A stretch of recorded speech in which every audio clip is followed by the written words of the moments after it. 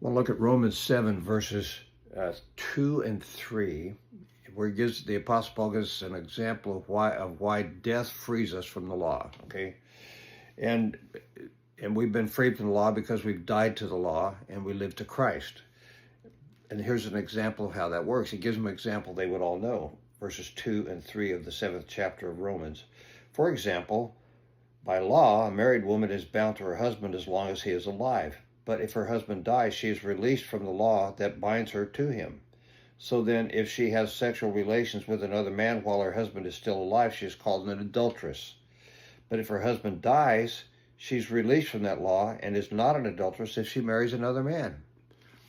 It's an example. He's using that as an example that if you die, you're freed from the law.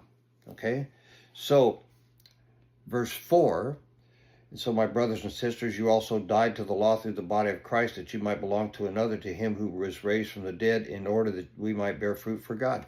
We died to the law. We're not bound by the law anymore. People create laws. They make up laws to bind Christians. We're free from the law.